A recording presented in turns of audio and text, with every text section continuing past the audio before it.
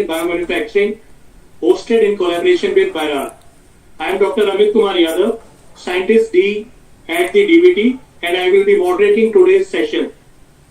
We appreciate the diverse participation of our audience today who have joined us from across the country. We believe that our engagement will make this session truly interactive and insightful. Please feel free to share your questions and comments using the chat feature.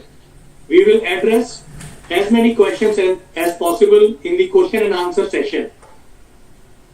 Today's webinar will focus on key aspects of biomanufacturing through carbon capture and its utilization from both academia and industrial perspectives. This platform aims to foster valuable insights into this critical subsector, advancing collaborations across academia and industry. We are delighted to have an esteemed panel of speakers who will share their expertise. From DBT, we have Dr. Vaishali Punjabi, Scientist F DBT, and Dr. Balendra Singh, Scientist D at DBT. Academic perspective will be shared by Dr. Prabodh P. Wangekar, Professor at IIT Bombay, and the industry perspective will be shared by Dr. Ranjan Pradhan, Vice President and Head, Carbon Capture, Utilization and Storage, Jindal Steel and Power. Without taking more time to commence the session, I invite Dr. Vaishali Punjabi, Scientist F DBT, to set the context for today's session. Over to you, ma'am. Good afternoon, everyone. On behalf of the Department of Biotechnology in BIRAC, I welcome you all to today's webinar on carbon capture and its utilization under the Biofoundry and Biomanufacturing Initiative of the Department of Biotechnology. The global challenges such as climate change, unsustainable pattern of material consumption, and waste generation require concerted sustainable interventions. High-performance biomanufacturing has the potential to provide solution to these challenges by fundamentally transforming global economy from today's consumptive and unsustainable manufacturing paradigm to one based on regenerative principles, while also boosting bioeconomy of the country. Keeping in view the national importance, this year in August, the Union Cabinet, under the chairmanship of Honorable Prime Minister, has approved BioE3 policy formulated by the Department of Biotechnology for fostering high-performance biomanufacturing in the country. Thereafter, the BioE3 policy was released by our Honorable Minister of State, Independent Charge, Ministry of Science and Technology, Dr. Jitendra Singh Ji. This policy will play an important role in facilitating and building resilient biomanufacturing ecosystem in the country to accelerate cutting-edge innovations for developing bio-based products. This policy aligns with the clarion call for Lifestyle for Environment, that is LIFE, launched by the Honorable Prime Minister to propel mitigation of global climate change by incorporating green and friendly environmental solutions in every aspect of life. The Union Budget of 23-24 announced by the Government of India has also laid emphasis on green growth. Further, Biofoundry and Biomanufacturing has been announced as a new scheme in the interim budget during 24-25. Based on national consultations, interministerial consultation, and sectoral expert committee meetings held across the country, 6 thematic sectors along with their subsectors have been identified for implementation of the Biomanufacturing Initiative.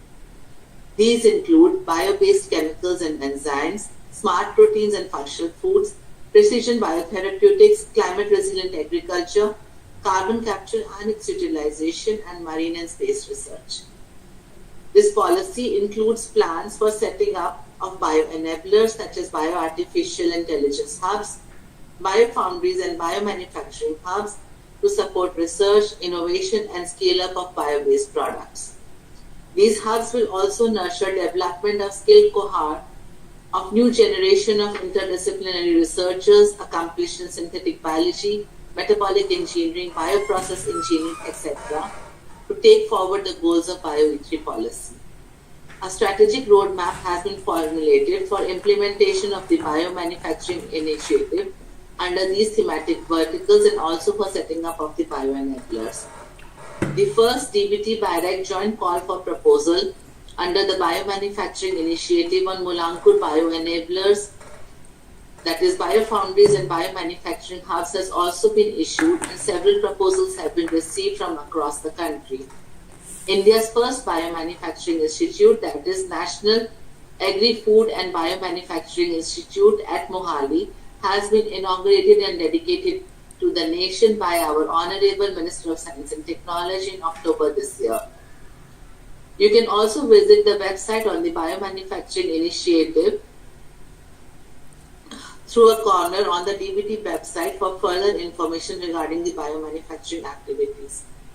A memorandum of understanding has been signed between DBT and INSRO for cooperation in space biotechnology and biomanufacturing in October this year. To further disseminate information about the Bio-E3 policy and also discuss the thematic verticals in detail, a webinar series on biofoundry and biomanufacturing initiative is now being conducted on fortnightly basis jointly by DBT and Bio. Today's webinar, the sixth webinar under the series, focuses on carbon capture and its utilization. With deepening global concerns of the climate change, and the carbon capture and its utilization has now been recognized as a key focus area towards accelerating mitigation efforts and to achieve the national goals on NCD as well as net zero emissions. Capturing and utilizing carbon dioxide as a novel feedstock for biomass growth integrated bioprocessing for its conversion to marketable products is a step towards attaining net zero priorities while also supporting bioeconomy of the country. Considering the growing market opportunities globally in the CCU sector, demand for sustainable alternative technologies and high energy efficiency and pro-product development has shown a significant increase in the recent past. CCU has thus been recognized as an important vertical under the Bio-E3 policy. With this background, I once again welcome each one of you to today's webinar and hope that you would find this interactive webinar interesting and informative. Looking forward to an active participation. Thank you so much.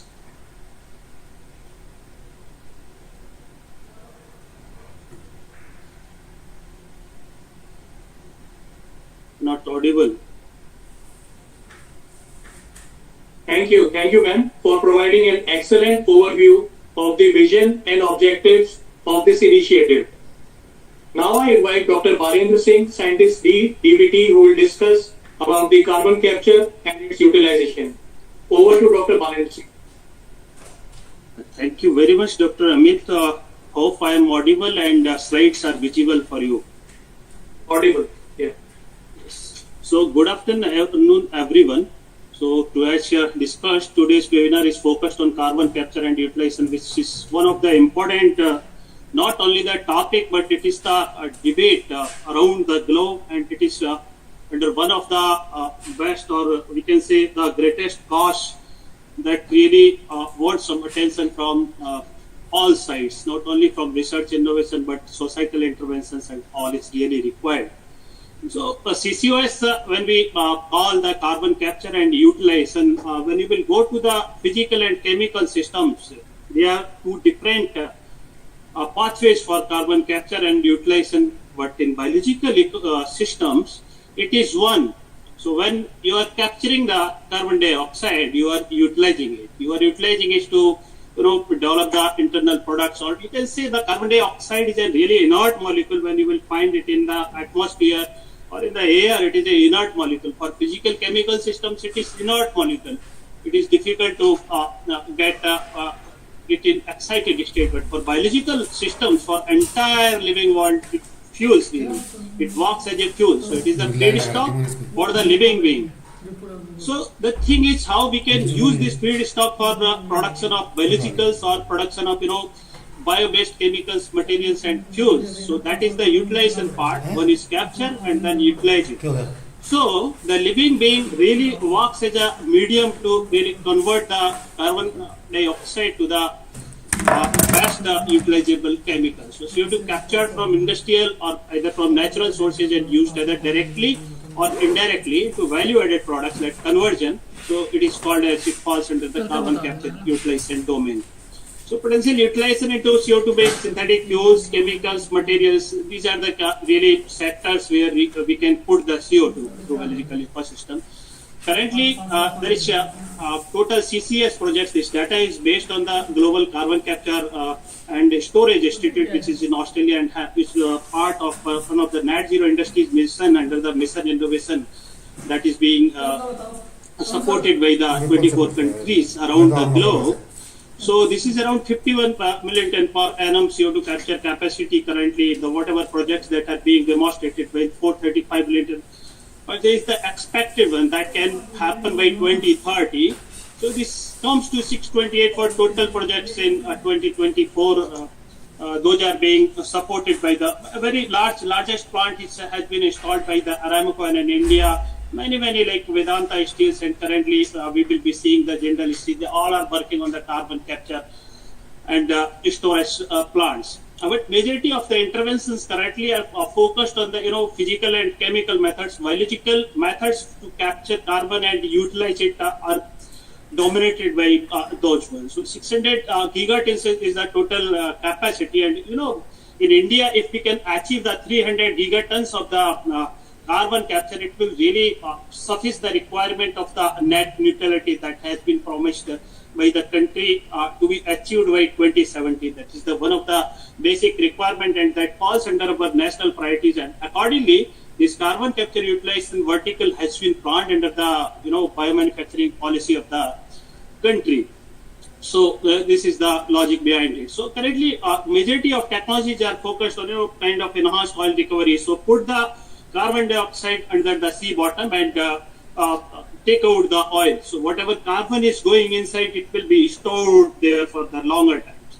So that is also falls under the geological storage. So geological storage is another option where a lot of CO2 is already stored, but it is nobody knows what future will be there. So we don't know, and still we are working on that side.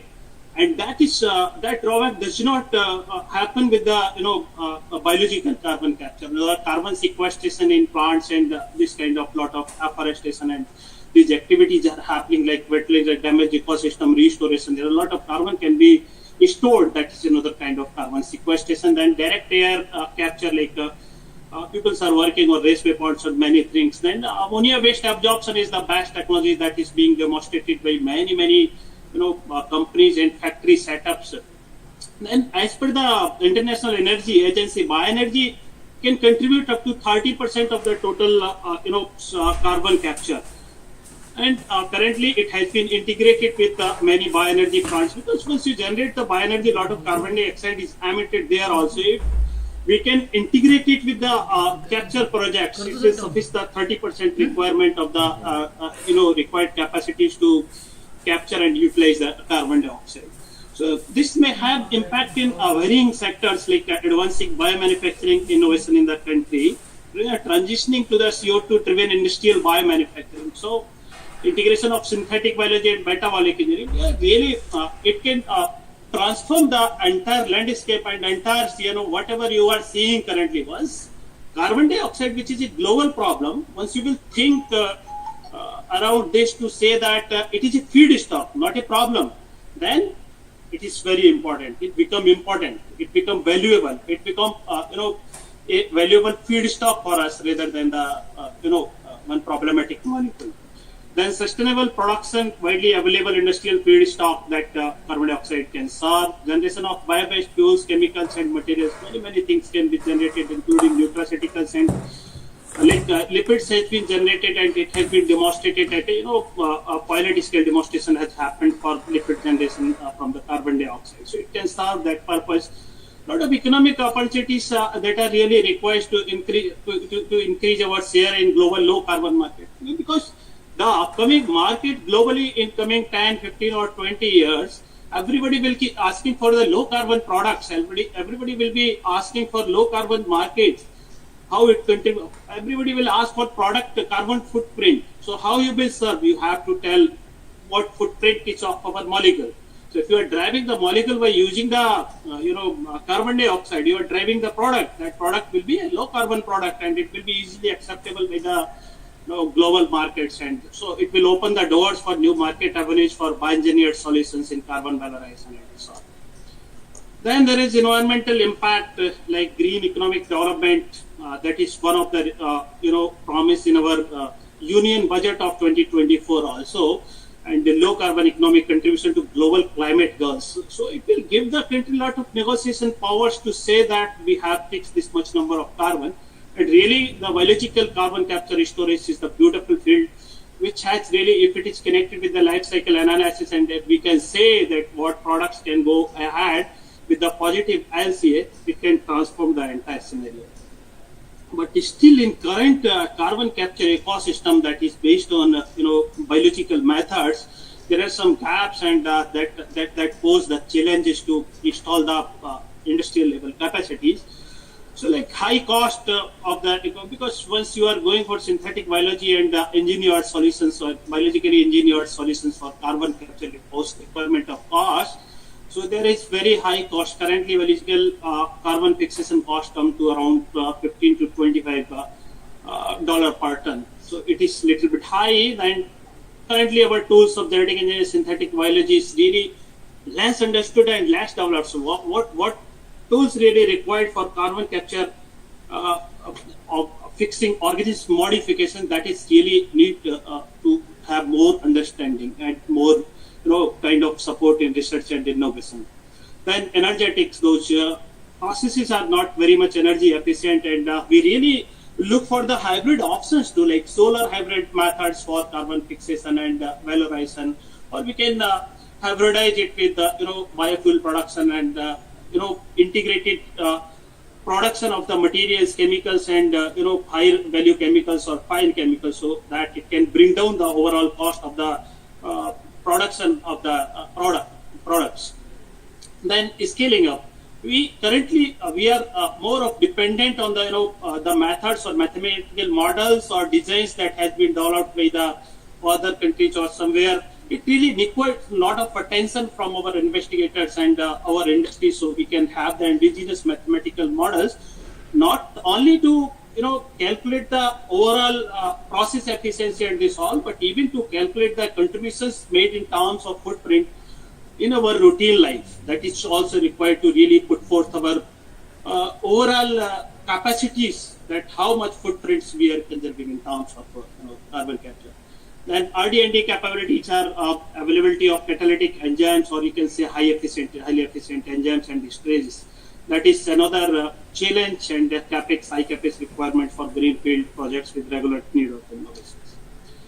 Then biomanufacturing opportunities are in terms of zone of intervention. If we can say that recalcitrant nature of biomass, these are some problems: high capex requirement, high conversion cost, and biomass mobility and sustainability.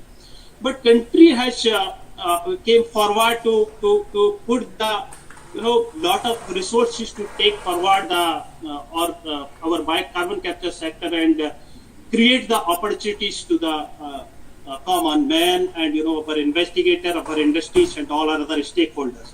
The country has come forward to put forth National Biofuel Policy 2018 amended in 2022 that really says the inclusion of feedstocks and carbon dioxide has been being potentially considered as the new foodstuff to create the fuels, chemicals, and materials. It also put forth the acceleration of the bioenergy projects in country, and currently there are total 11 gigawatt of bioenergy installed capacity in country that has been achieved in December 2024 only.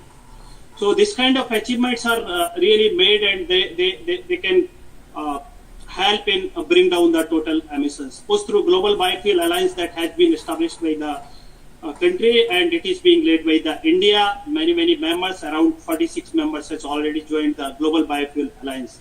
And biogenic carbon surplus biomass, decarbonizing heavy industry, aviation fuel. Even Department of Biotechnology has taken one of the important call to develop the bio-based sustainable aviation fuels and maritime fuels and trucking.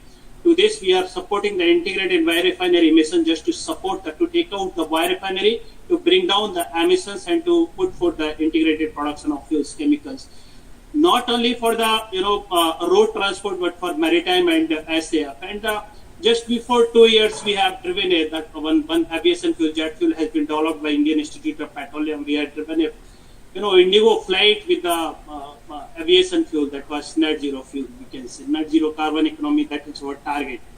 So, but for R&D, the really what intervention in terms of zone of intervention, we need low cost, high performance enzymes, then 2G biorefineries, improved energy efficiency and biomass to chemicals and materials. That kind of approach really helps.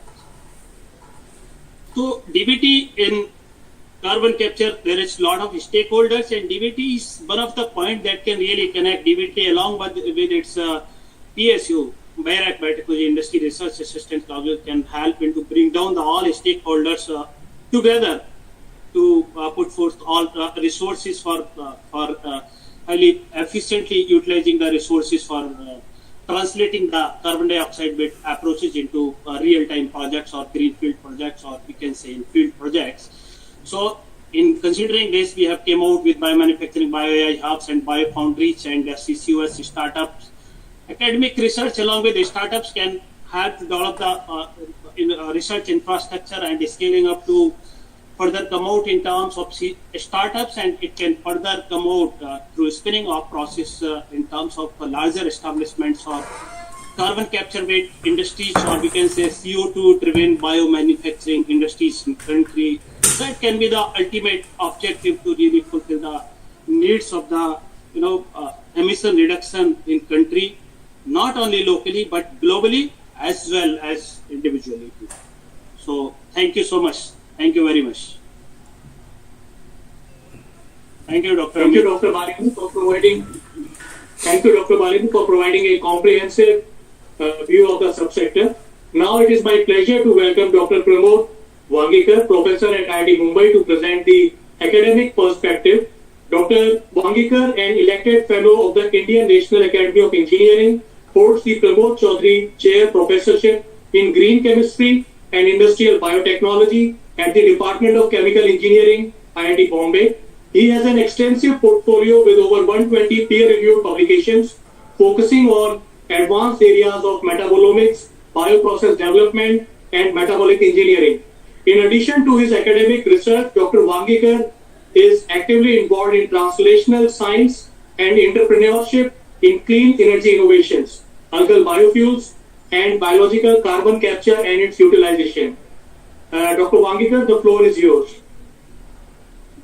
Yeah, thank you. Thank you, Dr. Amit, for the nice introduction. Can I share my screen?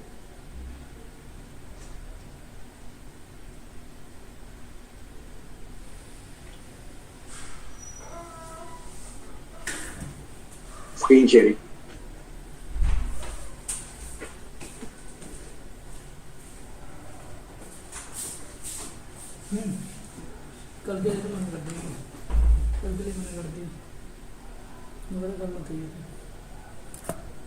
So I think you have to make me the presenter, then I will get option to share screen. Yes.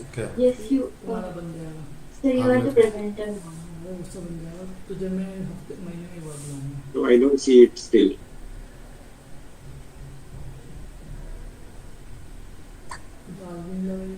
Oh, okay. Show my screen.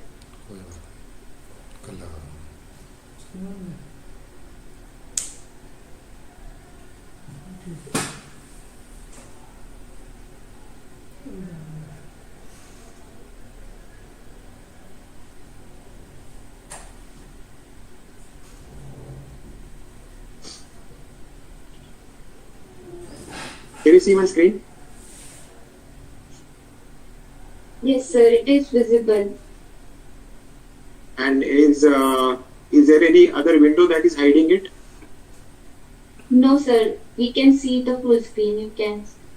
Okay. All right. Good. Yeah, thank you for inviting me to this webinar, and I'm going to give a brief introduction to cyanobacteria, which are potential organisms for carbon dioxide capture and production of chemicals.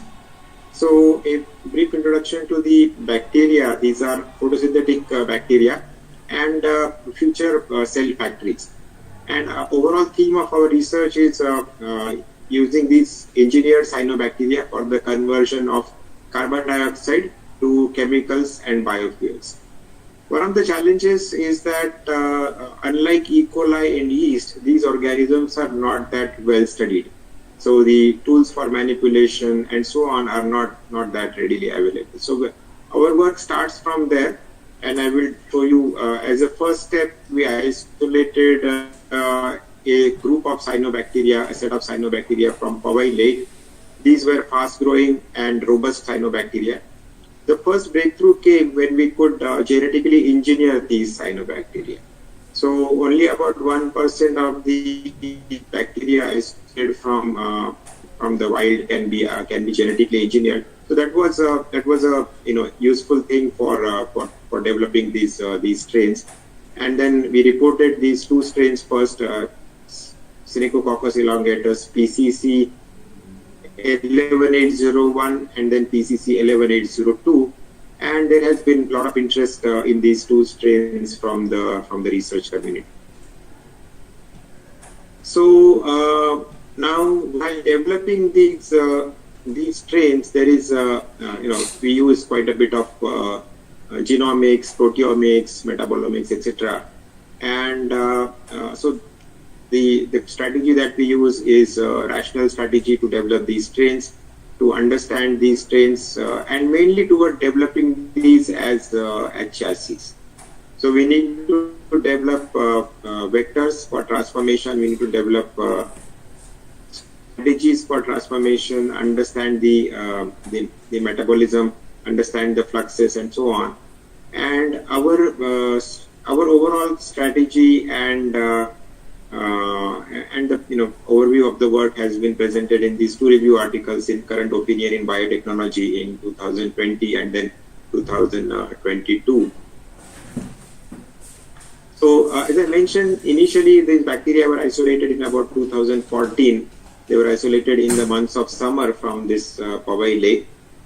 They were sequenced and then successfully we showed transformation of these bacteria. Then we started studying these bacteria in detail, genomics, proteomics, metabolomics, characterization. Then we have been developing a number of synthetic biology tools, promoters, ribosomal binding sites, and so on. And we first showed proof of concept for a variety of products.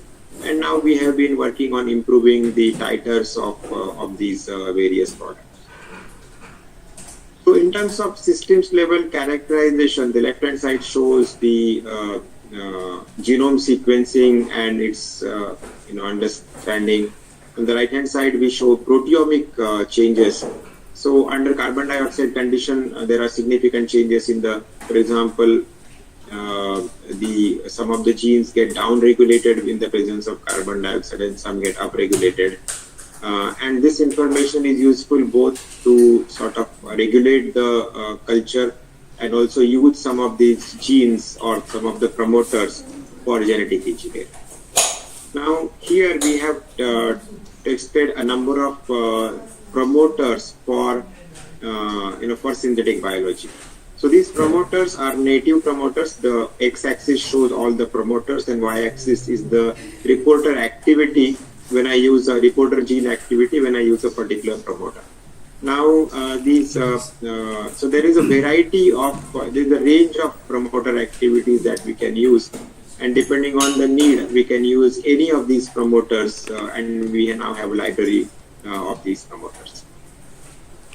The next thing was to engineer a pathway. So the first pathway that we engineered in around 2018-19 and published in 2020 was the succinate pathway.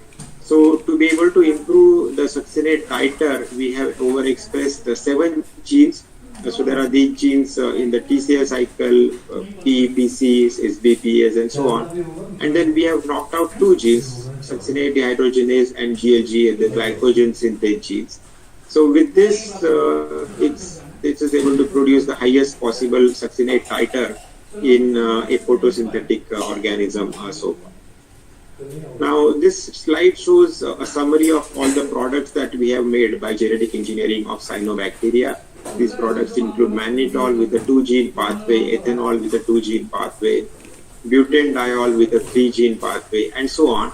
And now our students are working on improving the titers by doing further metabolic engineering. One of the approaches that we use is genome scale metabolic model, and this slide sort of summarizes how we go from an annotated genome of a cyanobacteria all the way to a well annotated and curated model, genome scale metabolic model, what is called a GEM in this terminology. So, and these are the summary of what this model is all about. The next tool that we use is metabolomics. It's a new tool that we have been using for our bioengineering efforts. We use mass spectrometry, mainly LCMS and GCMS. We do both targeted as well as untargeted metabolomics. And there's a potential to analyze more than 500 metabolites from a small biological sample, be it a bacterial sample or a blood sample or anything. And there's a way to measure a range of concentrations. So some metabolites are present in high concentrations and some are present in low concentrations. The right hand side is just a cartoon of the metabolic pathway, and the dots are the metabolites, lines are the reactions. So this is our typical workflow, ranging starting with a sample, with a biological sample. We go all the way with processing the sample on LCMS, analyzing the data, and eventually mapping that data onto a model. One area that we actively pursue is 13C metabolic flux analysis. So the culture is labeled using a 13C isotropic substrate, and monitor the 13C incorporation in various metabolites. And that 13C transients together with the metabolic model are used to understand the fluxes. So left hand side flux map shows the flux distribution in Synechococcus elongatus 11801. Right hand side up two graphs are the labeling data, the 13C isotopic data for two metabolites, ADP glucose and 3-phosphoglyceric acid. And these are the intracellular intermediate metabolites, for which first we developed an LCMS method, and these are just representatives. We can measure 13C labeling in more than 100 metabolites. We also wanted to understand how the metabolism changes as a function of diurnal rhythm. So these cyanobacteria are exposed to diurnal rhythm, and they have developed a circadian clock. And we wanted to study the clock, how the metabolism changes as a function of time of the day. So we can see that the Kelvin cycle is active during the day and it is inactive during the night. Of course, the enzyme level regulation is well known, so the enzyme activities go down. But what we see here is that there is a substrate level regulation. So for example, the FBP, 3PGA and so on, all these metabolites of the intermediates of the Kelvin cycle, they peak during the day, and they sort of are down-regulated during the night. So way forward is we continue to work on cyanobacteria. We want to improve the productivity with model-guided metabolic engineering. Some of the strains that we have so far developed are with antibiotic marker genes, but now we need to develop them using marker-free gene, marker-free engineering, using CRISPR technology and so on. We have been working on technoeconomic analysis in collaboration with Professor Shastri, and there are collaborations with other.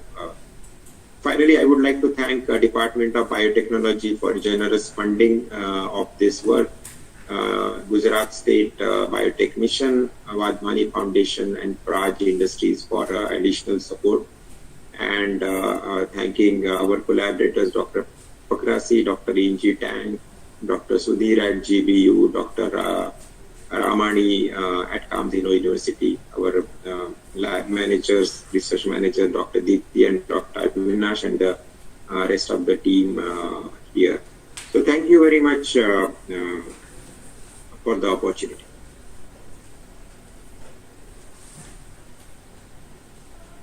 Thank you, Dr. Wangekar, for providing an excellent overview of the carbon capture and its utilization from the academic perspective.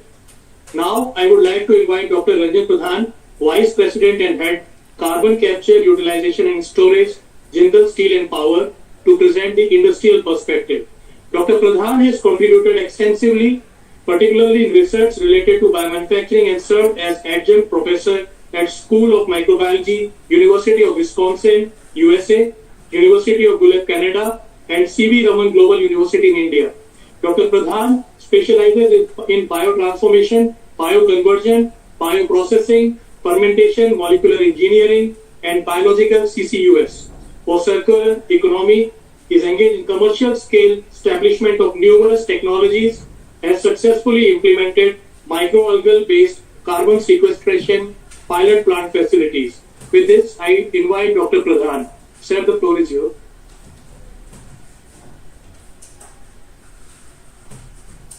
Good afternoon, and it's a pleasure to be here, and thank you very much for offering this opportunity to bring in our industrial prospects to carbon capture and utilization.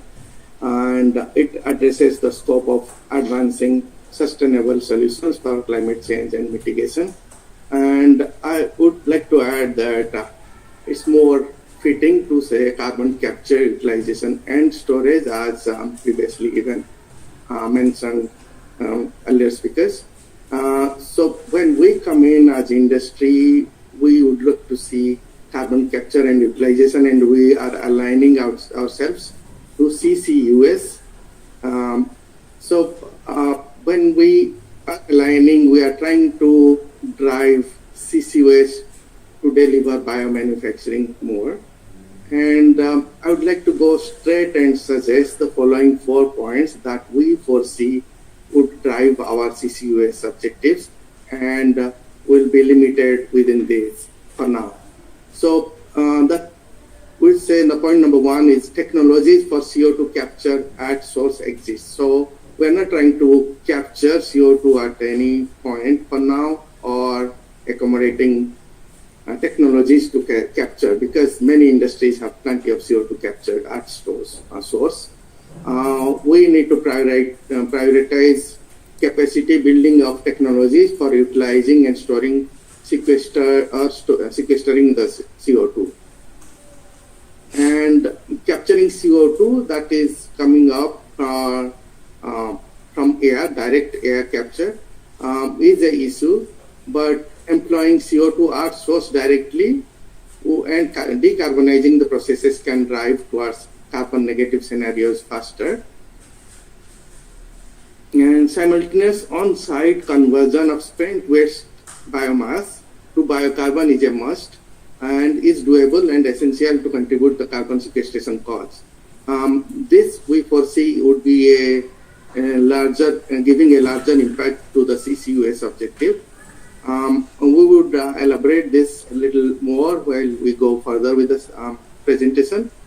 And we see moving agri-food based fermentation and biosynthesis, as earlier spoken about it, to CO2 or autotroph based biomanufacturing system.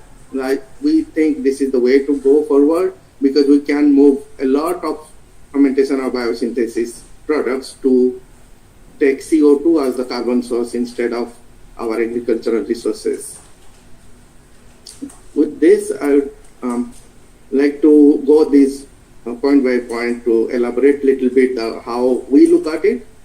So, comparing the technologies that are available for CO2 capture are very easy to handle and to install, because they are operating in commercial scale already.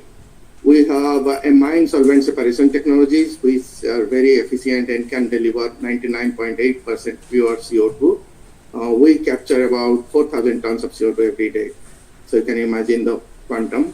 And we have solvent and resin-based pressure swing technologies that delivers 90% purity CO2. And we capture 4,000 tons of that as well. So we have total like 8,000 tons of CO2 right here. So imagine how it can contribute to CCUS. And there are other industries that have process waste, like distilleries have a lot of CO2 at their disposal. Companies like Landstake has technologies to convert flue gas So there are numerous technologies available for capturing CO2. All we intend to do is utilize them and store or sequester them. Storage should not be misled with storing temporarily. It needs to be a permanent storage, sequestration. So, but in comparison, if we see at direct air capture, that technologies are being improved often, but imagine 1 ton of CO2 would need 2,400 tons of air to be processed to gather that. So it's a huge activity to gather that much of CO2, and if we compare that with JSPL's quantum, it's like we are processing 1.92 lakh tons of air equivalent every day. So we are not focusing anything about capture. We have captures, and we know other industries have that. And also we need to evaluate that we don't fall into the Jevons paradox. So we need to evaluate those when we are doing CCUS. So Jevons paradox is like when we improve efficiency, that should not result into higher rate of resource utilization. Example is LED lights. We're not against LED light or advocating anything. It's just that what happened with LED light was supposed to reduce our energy consumption, but because of the availability, cheaper price, it has driven overutilization of light. So in turn is actually consuming electricity rather than reducing. It has improved our lifestyle, but still the point of carbon we are making is increasing our consumption. So same way for biomanufacturing,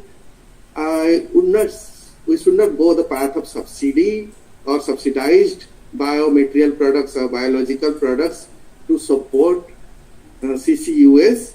That's because if we drive some biological products or CCUS products and make it competitive with subsidy, we may end up driving its utilization more. It should be based on carbon budget to carbon budget. So in CCUS, for industries, we would also like to see the scale of operation that we are struggling here. Like Jindal Steel produces like 50 lakh tons of steel per year. If you comprehend it, so for steel, every ton of steel we generate like 2.5 times of CO2 is the process generation. And in India, the green steel rating begins at 2.2 tons CO2 per ton of steel. So that means if we want to do green steel, we have to reduce 0.3 tons of CO2 per ton of steel, and that would be like 15 lakh tons of CO2 to be stored before we even reach green steel. So that's the volume that people are talking in CCUS. So can biomanufacturing deliver that, or are we in line of that? Yes, we do. We have no doubt about it, but we have to relate ourselves to how much we can deliver. So as we understand that biomanufacturing with CCU objectives favors scope of financial sustainability of businesses. These are traditional products that we always do, and they use biological resources, and they should be doing business as usual and making money. But simultaneously, there is biomanufacturing which should favor CCS, and the scope of that would be environmental sustainability of the products, and they are biomaterial renewables and bio-based materials, green products, and these two should go side by side because we are making money with proteins or enzyme. We should not divert ourselves to making biomaterials simultaneously, would not offer us the advantage of CCUS. So simultaneous on-site conversion of spent or waste biomass to biocarbon is a must. And it is doable with both wet and dry biomass. We have done with HTC, we have done with pyrolysis. There are so many technologies that can do it. And especially industries do have a lot of waste heat, and they can be accommodated for more sustainable process. So, and the last point we are pointing out is let's move agri-food based biomanufacturing to CO2 based biomanufacturing. I think Dr. Bilendra also said the same thing. Is the we need to drive this very sincerely and aggressively, because there are many molecules, many of the fermentation products that can be easily made with microalgae, as Professor from IIT Bombay also mentioned. They have achieved so much with the genetic engineering of the cyanobacteria. These platforms are now available, more and more platforms are coming up, so they can be driven to produce products that are more useful and can replace fermentation processes that utilize agricultural sector products. And there can be numerous sustainable biorefinery schemes, and we can produce revenue generating products and begin with biomass and end with biocarbon, and on the way we can produce all these green materials and replace existing or traditional products. If we compare with JSP's potential, like now we have 8,000 tons of CO2 every day, which is equivalent to like more than 5,000 tons of glucose carbon every day. So imagine the potential that CO2 has, and if we can drive our biomanufacturing in right direction, we can achieve a lot. So that's why CCUS at JSPL wants to capitalize on the carbon removal technologies. As you may be aware about, all the global organizations are striving for, like X Prize are announcing like 100 million prize for carbon removal. And they are focusing on direct air capture or renewable emission-based capture. And it's successfully going on, and hopefully they would achieve successful technologies that can be deployed on field. And similarly, ISM like kind of platforms are promoting synthetic biology aggressively, and there has been numerous development, and number of entrepreneurs have come out of it. So we are capitalizing on both these to move towards a CO2-based biosynthesis with CCUS and help biomanufacturing to create carbon sinks with sustainable businesses. These businesses can go even towards carbon negative energy scenario. And with this, I would like to say we are not limiting ourselves with carbon capture, like companies like Novozymes suggest. Let's accelerate carbon capture. We want to extend that to let's accelerate targeted biomass production and biomass conversion, and let Bharat drive global biocarbon cycle with biomanufacturing. And with this, I would also thank DBT for supporting or intend to support. They have intended to support us to be in the hub, biomanufacturing hub, one of the biomanufacturing hub, and hopefully we are committed to do this, and hopefully we'll expand this and offer this opportunity to all the entrepreneurs, researchers, and we welcome anyone can approach us directly if you need help. Our infrastructure would be laboratory to pilot scale, and with the infrastructure we do have pilot scale photobioreactors that are vertical, horizontal. We have good analytical capabilities. And anyone with objective of scaling up our trials can take the advantage of the same. With this, I conclude my talk here and would be open to questions.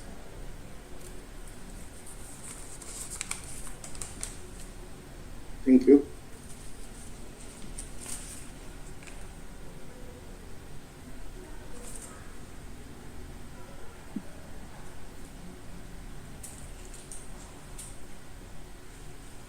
Thank you, Dr. Pradhan, for providing an excellent overview of the subsector from industrial perspective. We will now open the floor for questions from our audience. Please type your questions and we will assist in facilitating the discussion. The first question is for Dr. Wangekar from Ravi. He is asking what potential value-added products can be derived from captured carbon dioxide in the Indian context. Thank you. So there are two or three types of products. One is chemicals or bulk chemicals, such as succinic acid and malic acid and so on, ethanol, etc. Then the second type of products are the astaxanthin and the high value products, which are still small molecules but somewhat high value. And the third type of products are proteins, so industrial enzymes or therapeutic proteins and so on. These are the three types of broadly products that can be obtained from cyanobacteria. Thank you, sir. The next question is for Dr. Pradhan. This is question from Venu. What are the advantages and limitations of carbon capture at power plants compared to the other methods? Dr. Pradhan. Yeah, we have undertaken projects at power plants. So I would say the major problem is the flue gas contains like 15% CO2. So you have to process so much of flue gas to get concentrated 90% or something CO2. Second, the flue gas has all acids in it, which do come along with CO2, and it's very tough to handle them. You have to remove them, and the cost of removal would be way high, and handling those equipments are they're corrosive and cannot be handled that well. So NTPC has a plant which is amine based. They are purifying CO2 from it, but it's very expensive and it cannot support a biomanufacturing after that.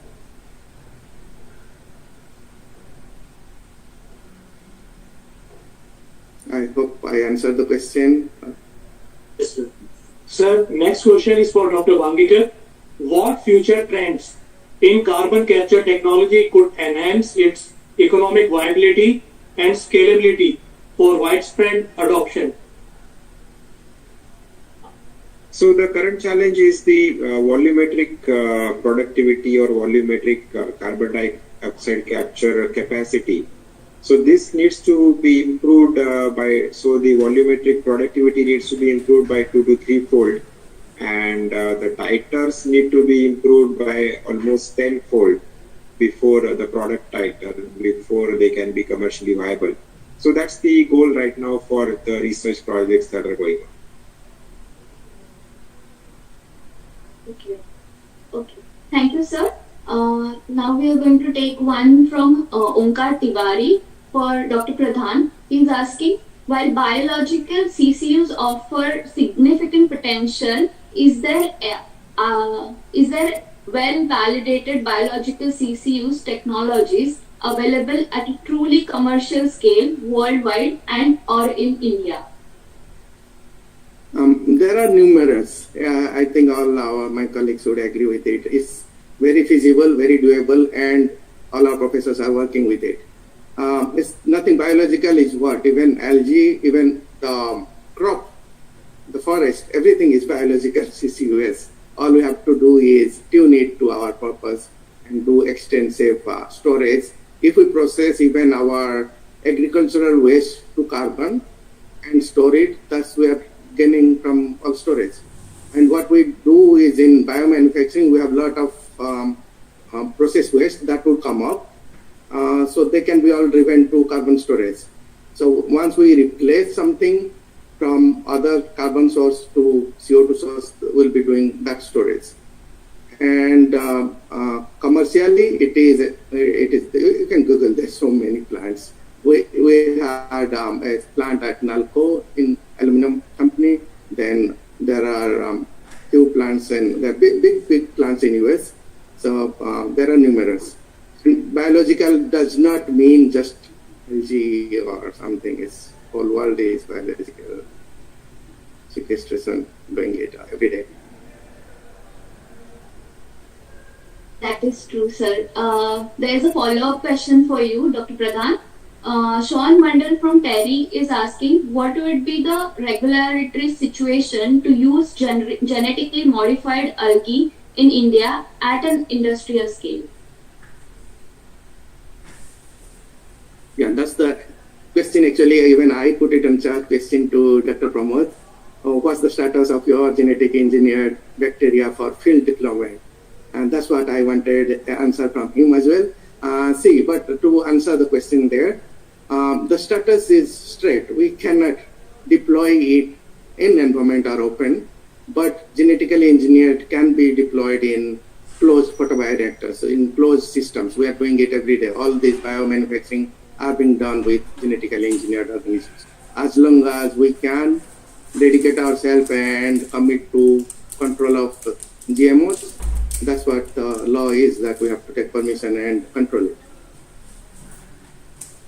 Yes, agree. So it is currently permitted only under enclosed conditions and not in outdoor deployment. There are two aspects. One is the regulation has to evolve, and secondly, the technology has to evolve. So we want to make sure that we have strains that are not harmful to the environment. So there are progress to be made at both ends. Next question is for Dr. Wangikar. How does the presence of impurities in CO2 streams affect the carbon capture processes, and what methods are used to address these? Yes, very good question. So we have worked quite a bit on use of flue gas directly as a CO2 feed, as opposed to using purified CO2. So the flue gas will typically have SOx and NOx to a certain extent.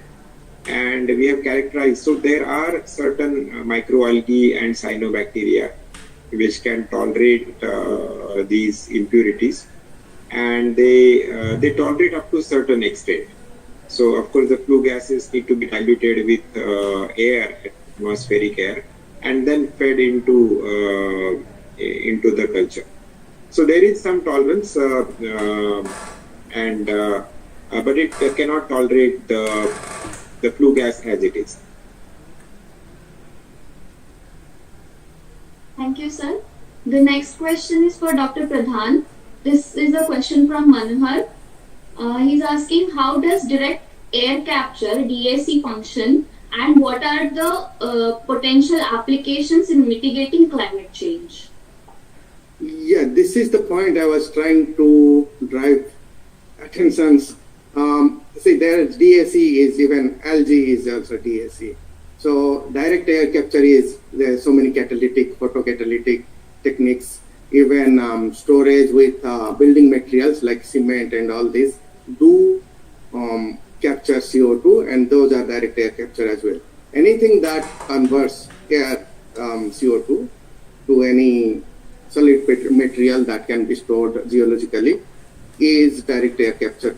But why would we go that path when we have so much of CO2 at hand and we can do it? All DAC offers is decentralization. We can do it, deploy it anywhere. But even industries are decentralized. So all industries that do generate CO2 in high concentrated form are all over India. So why not deploy those technologies? We don't have to spend money for handling that volume of air. Like as I said, 1 ton of CO2 can be only can be captured from 2,400 tons of air. Do you think it's a feasible way of handling that kind of air to just get 1 ton when we are producing like 4,000 tons every day? So even many other industries do produce that scale. So that's where I want to limit that. DAC is not for us now. Let's focus on utilizing that what we have, and we can progress faster this way. And we mature our technologies on utilization and storage. Last question for Dr. Wangikar from Archana. Thank you, sir, for providing insightful in the carbon capture utilization. Could you please provide a brief answer on the carbon capture versus green nanotechnology?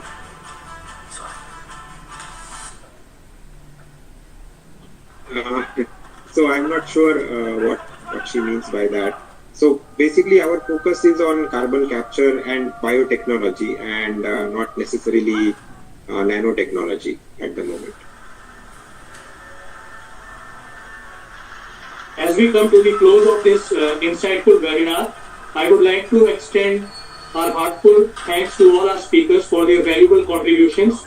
Your insights have shed light on the immense potential of this subsector of carbon capture and utilization towards achieving sustainable growth in India.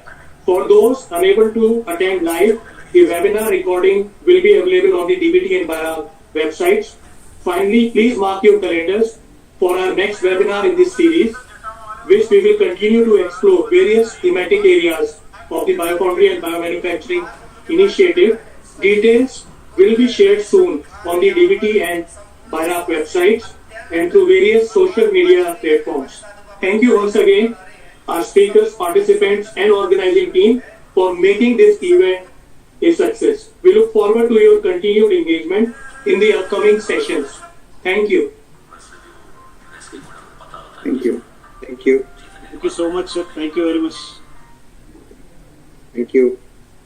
Thank you, sir.